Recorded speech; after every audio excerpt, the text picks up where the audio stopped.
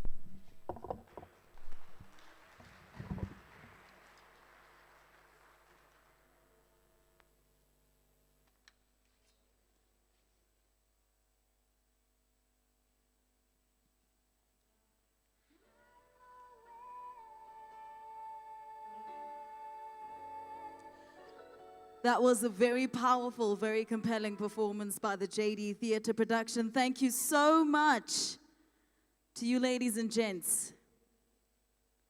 We've got some amazing actors and singers here as well, which speaks to what I was saying earlier on with regards to just how talented our young people are here in South Africa. That was beautiful to see. Thank you. Yes, another round of applause.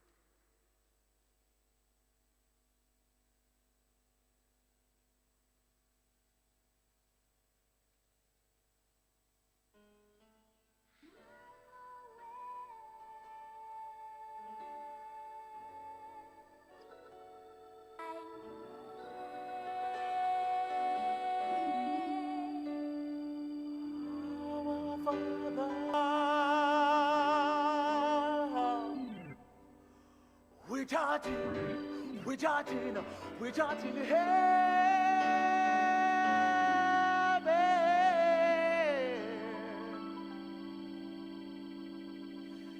Give us this day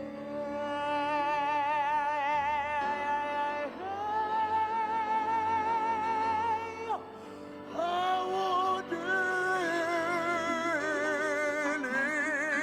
bread. Thy will be done as it is done in heaven.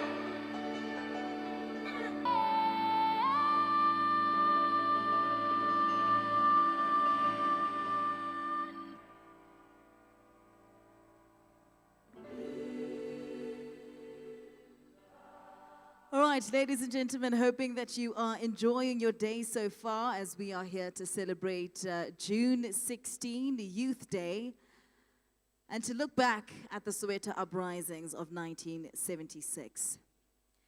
Now, coming up next, we will be hearing from the MMC for Development Planning, Thapelo Ahmad, who is here to give us a word or two.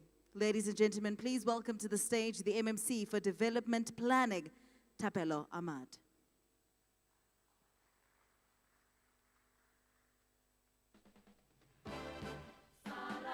Now, when it's up in the waves up, for the temperature begins to rise.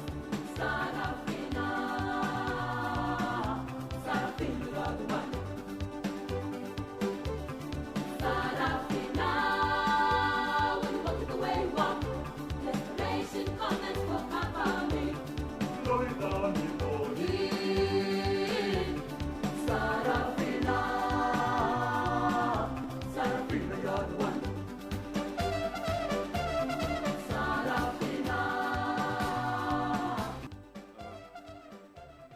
Dumelang, le kae?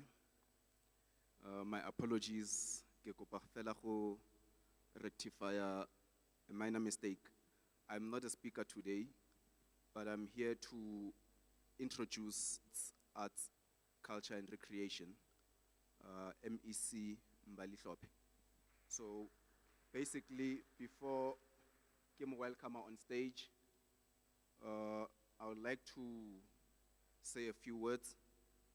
Ladies and gentlemen, ke rata go dumedisa the executive mayor in his absence, whip of council who has left, the chief whip of provincial legislature, MMC Masuku, MMC Margaret Arnolds, and the entire MMCs in their absentia. Thank you very much. We are gathered here today to commemorate and celebrate the Youth Day. Indeed, we are here to bow our heads to, it is a generation that stood against the despotic regime apartheid. The youth of 1976 have contributed to the culmination of our democratic system. The square today, Morris Isaacson High School, was the centerpiece of producing most. This day, we must be cognizant of our unforeseen circumstances. Let us encourage each other to always follow the regulations, wear a mask, social distancing, and sanitize our hands all the time. The Youth Day is largely about recognizing the contribution of the youth in our liberation struggle. Owar Tambo did not make a mistake when he asserted that, opening quote, a country, a movement, a people that does not value its youth does not deserve the future, close quote. In celebrating this day, it is essential that we continue to celebrate our democratic system. Our youth continue to be confronted with high unemployment and being excluded from the mainstream economy. As government, it's our mandate to build developmental states to address the unemployment, poverty, and inequality, my apologies. Ladies and gentlemen, I am here to introduce our keynote speaker, the speaker that will highlight the significance of the day. She is very dynamic and always adopt to change in our social formation. I am here to introduce the MEC of Sports, Arts, Culture, and Recreation. She comes from the ranks of student movement. Our MEC is the former Deputy President of South Africa Student Congress, SASCO, and ANC Youth League spokesperson in our province, Gauteng. Our MEC is currently in the ANC Provincial Executive Committee member, and the Premier David Makura has appointed her to be the chairperson of bidding and hosting in Gauteng, and entrusted her with the role of being in Gauteng on behalf of the government. Ladies and gentlemen, help me to welcome our MEC, Mbali Hlophe. Thank you very much.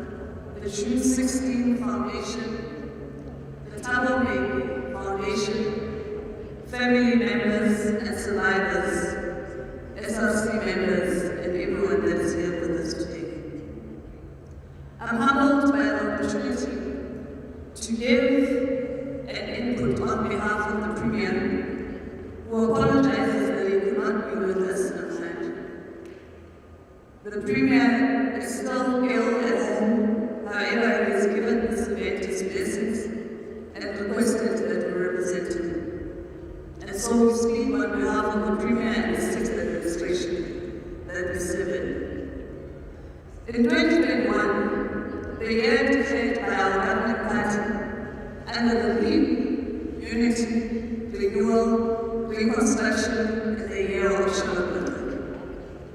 We celebrate Mama Deke, who left South Africa to America with the wine.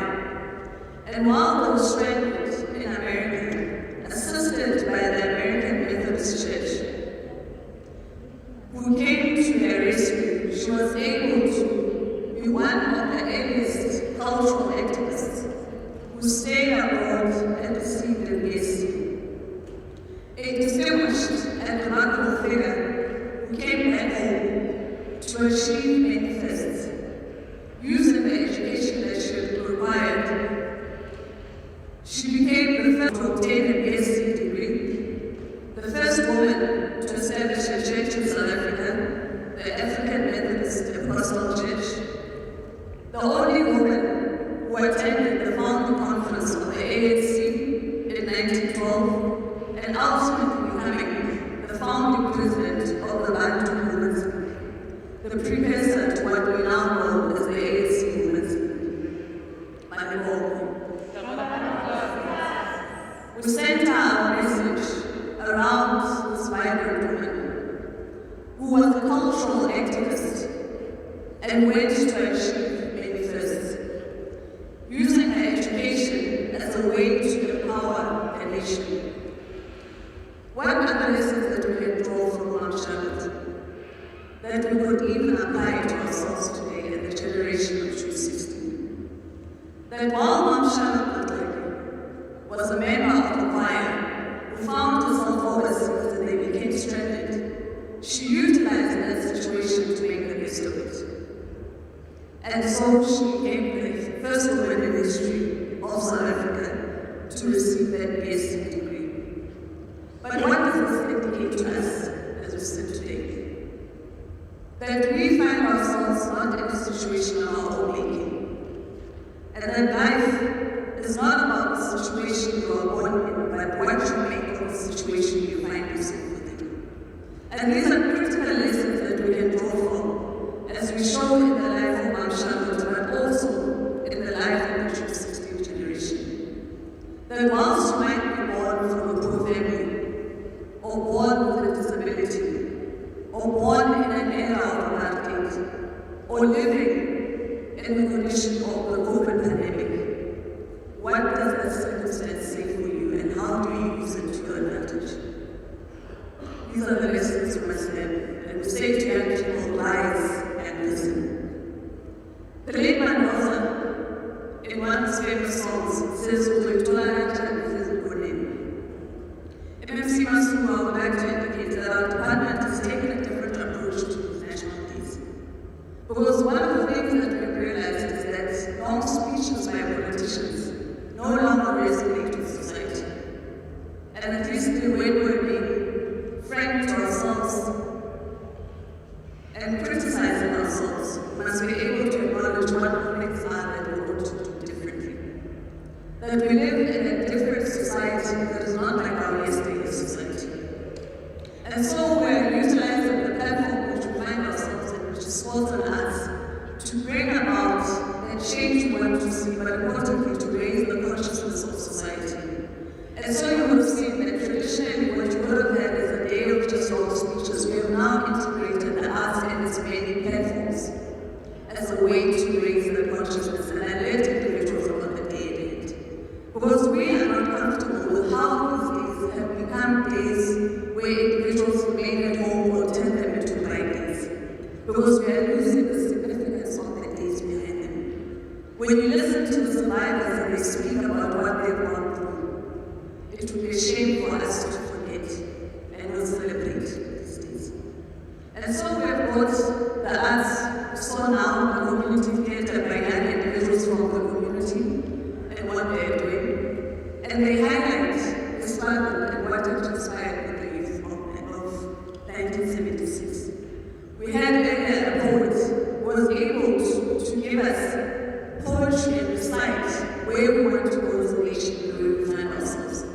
The same way that we have Mom and Miguel to come and speak to us about their generation and what they went through. But critical to all this is that in music and our history have always gone hand in hand. In fact, the music of this nation has always been a mirror image of what was happening in the political landscape. If you trace it and you look at the music from the 70s to the 80s to the 90s and ultimately Amapiano, and the evolution thereof of the content of this music, you begin to have a much deeper appreciation of why society we need to all work together. Irrespective of the cases or the situation that individuals work within. Whether you're an activist who functions in an NGO, you're a musician that sings songs and so forth, these are all critical platforms that we must be able to work with individuals within. And so, when the nation was under apartheid, Mom and Miguel indicates that music Voice voices of the majority and they were able to take that music and that message so that it transcends even our borders and can be carried out to other nations, which is how we were able to then work together with the other nations because they immediately then knew what we were going through and wanted to form and work with ourselves. So and as we celebrate today, we trace it and how it has mirrored itself in our body of politics. But what we have also said to the artists and individuals who sit here today is that whilst we appreciate ukuthi mawubheka, you look at great songs like Senzeni Na, Tina Isizwe Esimnyama, or We Miss You Manelo by Chico. And that's how it then transcended and you enter into the 90s and the introduction of Kwaito, which then also saw a transformation in the content of the time because the content started moving away from what apartheid was, but started to look at a generation that was grappling with democracy and how that was translated into the daily struggles of the ghetto and what was happening in the areas. And you look now, when you look at Amapiano and so forth, which many criticize and say, it's young kids who are a lost generation. Kubega says, the young kids are lost. And she says this because it's the sentiment that is carried by a number of individuals, that we have a generation that is lost. But we really need to look at it. Is the generation really lost, or are they merely mimicking what is happening in our society? That one, as democracy came about, we saw the black middle class, and that became translated in the music. So the culture of popping bottles, conspicuous consumption, and so forth and so forth. And maybe now what we can worry about is the new culture where music get to through piano is of young people with the bottles of Savannah on their heads and so forth. But what does that say to us? What does it say about the generation that we're in now? Have we raised the consciousness sufficiently so that what we want to see in a developmental state can be replicated in the music that we're listening to today? So, Messi Mapakele is at the back. Indicate that there's a lot of work that we need to do, and as the different components of society, we need to work together. Because the task of raising the consciousness of society can't be left to politicians alone. And that is why you need to bring in the arts, you need to bring in your sports individuals, you need to bring in your NGOs and so forth and so forth. And this is the work that this government is doing. Premier Makura gives us a challenge as the says to us that there are rising unemployment levels in the country. But further, that the people that are faced with this challenge is primarily the young people, which is the youth. So he then says to us that I want all departments to work together to make sure that we address this ill. Because if we don't do that, what we're seeing today as this generation, and some characterize it as a lost generation, is we are sitting on a ticking time bomb of young people in majority who are unemployed. It is a ticking time bomb. And we thought we should spread this message so that all of us have an appreciation of the work that we each and individually need to do within our different spaces. Because when individuals are unemployed, it means they're not being productive. And when they're not being productive, it means you're going to have more individuals that are dependent on state funds and state welfare, which means that there's going to be a fundamental decrease even on the monies that the state can be able to utilize to assist the very people, because you only have a few individuals that you take space. It's a crisis. This government in Gauteng has said we need to take this seriously and we need to work together as the different departments. So what we will be showcasing throughout the month is not just us celebrating today, but is to understand that Youth Month and youth activities are not just about this month, but must go beyond the month. So our departments have come on board. Some of you might have seen that there's an expo. Because of the pandemic itself, we've had to have a hybrid event so that abantu nalaba abahlezi ekhaya can be able to still participate and have access to the information that we're providing. So our departments are showcasing the different entry jobs that are available so that young people can be able to apply. Our departments are also showcasing the skills development programs that are there. But importantly, our departments are showcasing the entrepreneurship opportunities that are there. And this is important because government in South Africa is the biggest employer. That situation is unsustainable. As a developmental state, it means we need to grow as many SMMEs as possible because that is where your jobs are going to come from. Jobs cannot be left only to government to create. So we need to support and utilize the spend of our departments to assist SMMEs to grow so that we create a generation of job creators and not job seekers. And this is where we must be going. So what people is lost, we see a lot of opportunity that lies there. For us to take this generation and galvanize it to be individuals that are going to be active in our development, individuals that can create jobs and not stand on the corner and wait for opportunities to come to them. So we're doing a lot of work as the Gauteng government, and the Premier had indicated that we must be able to spread this message.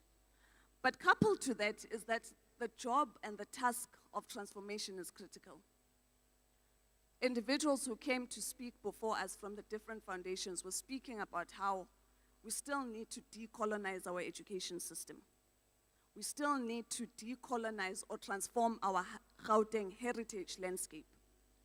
So there's a big debate about the statues that is there. And correctly so, because individuals are saying we can't continue to look at statues that bring us hurt, and we must look up at them and they continue to be and surround our landscape. So what do we do with these statues? It's a critical debate, and society has been having it not just in the country but globally also. And different approaches are being taken, but what we have said in Gauteng, working together with our national government, is that we understand that the task of transforming our heritage landscape is as critical as the task of transforming our educational content. Because when these statues were built, they were put all over our landscape so that individuals could constantly be reminded of how small and minuscule they are in the country. So that is why they are ginormous, they are big, you have to look up at them, so that you constantly are reminded of your place in society and that you are merely just a small thing. So what have we said must happen with these statues? We've said we need to find an opportunity for us to teach society, but at the same time we need to deal with correcting the history. So how do we couple and do these two things at the same time? We've made an application to the South African Heritage Resources Council, and part of what we have asked for them is that some of these statues we want to be able to put plaques on them and to brand them as statues of disgrace. Because we believe that it's important that people must know the true history of the individuals that are there. And so we must be able to put those plaques so that the true history of the individuals and the role they have played is captured on these statues. And it must be very clear that these are statues of disgrace because the individuals and what their acts were not in line with the type of society we seek to see. So while some are saying let them fall, because we know that there's a popular movement of falling, what we're saying is that you can't do away with history. And the role of history is for us to learn from it so we don't repeat the same mistakes. But when you say the history must fall, the chances and the possibility of future generations committing the same mistakes are very high. So we must utilize these statues as an avenue for us to be able to teach